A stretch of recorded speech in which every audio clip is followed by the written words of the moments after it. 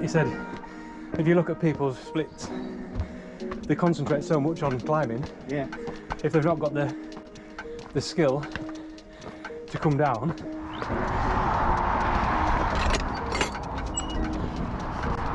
Right then, back with Darren, who has completed the Cumbria way. We are just heading out of Kendal, going up. Well, I nearly said it's an easy run this, but I'm sweating, so maybe I'm just unfit. Right, Cumbria way. I know how you got on, but what was it like? What was the first bit like? Where did you see? It was Ulverston you started from, was it?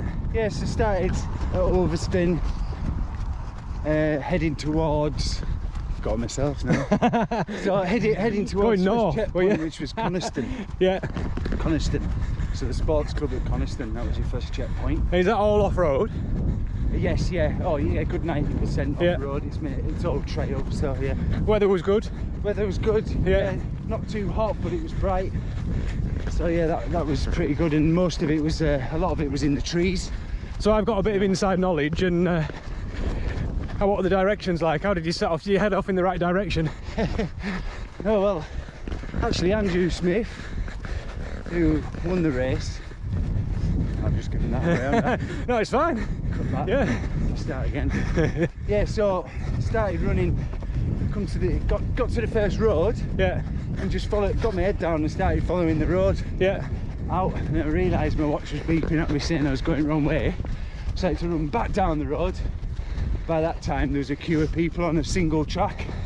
Right. So I had to sort of make my way pretty fast through all the people to get back to the front. So yeah, it went wrong from the start really. But not majorly, I didn't go that far off. So was it quite a stressful time then to recover that? I wouldn't say stressful, but it certainly had an effect, I think, because I started getting cramps quite early on. Because you'd gunned it too early, do you think? Yeah, try to catch up. I set off a nice pace, but because of the mistake of going straight up the road instead of taking the trail, yeah, a bit of catching up to do. So I was watching the tracker and you and Andrew were yo-yoing. Yes. For a lot of it. So we'll go to our climb up here and you can tell me in a bit how you got on. Yeah, no problem. Right, so I was watching the tracker and you were yo-yoing with Andrew for, well, most of the day anyway, but yeah. How did you find, let's say, the first half of the event? First half, really strong actually. It felt good. I think I did the first marathon in, I think it was about 4 hours 20. So I was fueling really well. Like I say, there was a bit of bother with cramps and stuff, but and bearing in mind that's a 70-mile race. Got a dog. Yeah. Oh, yeah. Bearing in mind it's a 70-mile race. Yeah. With 9,000 foot of elevation. Yeah. Yeah. Obviously it went a little bit pear-shaped at the beginning, but you recovered that. Yeah. So I got cramps and stuff. So. And then obviously the direction issue, or the So was there any highlights of the whole day besides obviously finishing second? Was there anything like, I don't know, supporters en route, or did you have like some mega views that you weren't expecting that sort of picked you up a little bit? Or so yeah, because I've got nothing to compare this to except some big cycling effort that I've done. Yeah. There must be some downs and some ups, but we'll get the ups done first. Yeah, so obviously the ups were I felt good, I felt strong. Stronger than I thought I would after completing the 3 peaks, or the attempt at the 3 peaks, and you know, knocking out 300 miles there. It was only 2 weeks later, so I didn't know how I was going to feel, and when I set off I felt good. So that first up to the first checkpoint, absolutely brilliant. I was fueling myself well. The weather was great, that was on my side. I knew I was up front somewhere, but at this point I didn't know where. Just head down, getting on with it. That's it. And then I was running with Andrew for quite a bit, Andrew Smith, and I managed to ask him, I said, do you know if we're up front? Do you know where we are? I said, no, I think we're up front. And was he coming across as suffering, or were you both quite comfortable? Comfortable, running away, talking, chatting. Yeah. But I suppose it only takes a little bit more speed or a little bit more pace and that starts to burn matches that you're probably not going to have for a 70-mile run. Yeah, so again, I was just watching my heart rate and just holding it to the level I wanted. Yeah, and fueling went all right? Fueling went great, yeah, so lots of jellies from Mountain Fuel. I took about 13, 14 of them Right. over the period of the race, along with other stuff and drinks and stuff to get you know, the electrolytes back in and stuff. So I'm going to keep on probably backtracking here and thinking, he's gone out and run 70 miles and knocked it out of the park. I'm going to train, or trying to train, for a 66-ish mile run with a bit more elevation, over twice as much elevation, but I've got 24 hours to do it in, if I can do it, but I'm not really a runner. So I'm the one that's having to train. You're just going to turn up and run round. It's like, this is going to be this is like, it'll be like, I'm going to be like on repeat. I'm the one that's training, you're just going to turn up and do it. It's iconic because I give it, you know, put it out there to you, like, because when I first started running and doing ultras, I would never have chosen the Bob Graham. No. So it's a mean thing to choose, but yeah, well, that's why I suppose it comes down to the why I want to do it, but we'll cover that in another video. But yeah, it's gonna be a test for me, but hopefully I might be able to lean on you. Right, we'll get to the top of this one because we've literally walked the climb and look, there's a runner catching us. And we'll see if there's any low points of the day. Have you got time for a Bob Graham round interview? Tanky, how are we doing? How's it going? How are you, Steve? All right. Yeah. What was in the rucksack on the Bob Graham round that you did? That massive rucksack you set off on Rob Hartley's round. What was in the rucksack? It was massive. Yeah, it was. Yeah, it's just all the safety kit, and people were injured on that, so I took their safety kit. So in the end, it was a blessing. You know, I was able to. Oh, there was. I thought you were in Scotland. Sorry, so you're in Hull, right? On location in Hull. I'm back at my location, which is Kendal. Our run the other night got completely bamboozled because we met Tanky at the top of Clunswick Scar. So I did a load of recording, but really I couldn't, it was just too much to mash together. So I thought I'd catch you, but I know you're working, but I thought I'd catch you just to close this conversation that we started maybe a week ago off. So earlier on in the video, we spoke about the highs and how you just were bashing on, and you were feeling good and the legs were good considering you got so many miles in. But apart from the little wrong diversion at the beginning, were there any lows? It's a massive distance. They must, because I can only, again, going back to cycling, it's a roller coaster, isn't it, on an endurance event? I go through like troughs and then I have like little highs, but it just does that the whole day long.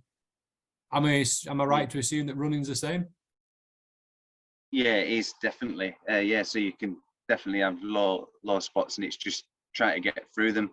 And I think most of it will come down to fueling as well. I've found this time I made sure that I was fueling a lot more, using Mountain Fuel gels and stuff like that.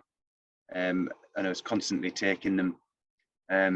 I took about 13, 14 gels and kept eating.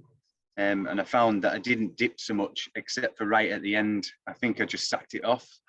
Well, stopped eating? Just tried to run. And stopped taking my gels as much. I thought, all right, it's 5 miles. I'm just going to get in now and that's it. But then that last 3 miles began to be hard work. So it does come a result of making sure that you're fueling right. And it definitely does work if you do so. So all those gels are obviously sweet stuff. But I've been talking to somebody this week and we were just discussing, I decided I need to order something which we've discussed before, but it's not savoury. But when you're doing any endurance event, I crave things like Ginster's pasties and Scotch eggs and like omelettes. And one thing I've already noted down for our attempt on the Bob, I'm going to get somebody to go and buy, or I'll just buy them and stick them in a cool bag somewhere, some battered sausages from a chip shop, because that's the sort of stuff that I sort of like crave. It might not be the right thing on the day, but it might just be, palatable. Did you have any savoury stuff at all on the Cumbria Way Ultra? Yeah, I do, because I think we all just get a bit fed up, don't we, of sometimes all the sugar. Yeah, it's like palate fatigue, isn't it? Yeah, so I think it's good to have something a little bit different. So I use pepperami for the fat sauce as well, because there's plenty of fat and proteins in there. So I just tend to use that to just give it a little bit of something different. And salt as well, is there in pepperami? Yeah, lots of Yeah. salt. I could feel that as well. So as soon as I started eating that you can feel the salts. And I suppose from a practical point of view, you can open it and then you can just take a bite. You can have as much as you want, can't you? It's not like, it's like a bit like a gel. Once you've opened it, you're committed, aren't you? Yeah, I think, again, that's something I've learned over time as well. And I think you adapt as you learn through different races. Because I think when I first started using them, I'd take like, 6 or 7 pepperoni and they'll be in the packaging and just put them in. But now it's just a case of one bag and everything gets chopped up and goes in that one bag. Ah, so right. you babies, sweets, everything. So it's just a case of dipping your hand in and and getting something out there. So you've just got that one bag then, and you've not got things all over the spot. Cool. Right. So that really, so there wasn't really a low then. It was just, I was sort of like plucking, trying to get something out of you, thinking it'd be like, palate fatigue or, just. I mean, don't get me wrong. But yeah, there was a little bit at the end, and I think that was more due to my training than anything. Obviously, because of the pace I was trying to keep up. Again, I look back at my Strava and I could see it slowly declining. And I think, again, that was due to the training and the effort I was trying to push. And like I said to you before, I got a little bit of cramps and stuff at the beginning. That's just because I was purely trying to push harder than what I would have done on doing the 3 peaks, for instance. And I just couldn't keep that pace, so my body was just declining as I went on and on. And I think an adjustment in training, that would benefit a lot. I suppose it's very different, isn't it?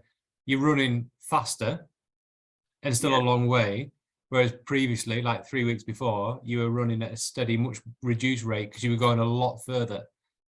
You just can't flick the switch, can you? It's like going up 3 or 4 gears. Yeah, no, definitely. It's definitely, get the training in, and I think that's something I'll be looking at in the future to make sure I adjust my training for what I'm doing. Well, after one of our conversations, not on this run that we'd done, but another run we'd done, and you were on about sprints and intervals and stuff, I went on the green tonight with my lad, and I was sprinting from tree to tree, or sprinting from tree to tree, and then walking back, and then doing it again. I nearly struggled to stand up from the tea table before. I don't know what it is, a glute. I have no idea. So yeah, but I'm all right now. But goodness me, I felt it. So it's obviously muscles and bits of my body that I just don't usually smash. Yeah, that's it. As soon as you start upping the pace a little bit, even if it's a short distance, you can feel the effect afterwards, and that's why I think it's also important to get them sessions in. So you're getting your hard sessions, but also making sure you get your easy sessions, so you can actually recover as well from them. And cool. Like I say, that's something I'll be looking at. Marvelous, right? Well done on this one again. We'll sign this one off as we finally got round to finishing the video. So hopefully people have found it useful. It's certainly something that I can't imagine doing in such a short space of time, but then maybe I can, because that's what we've signed up for. So yeah, that'll be next. So, hard training now, Simon. It started, but I think it needs to get a lot harder. Right, we'll sign off with this one. Okay. Comment, like, and subscribe, and we'll see you in the next one.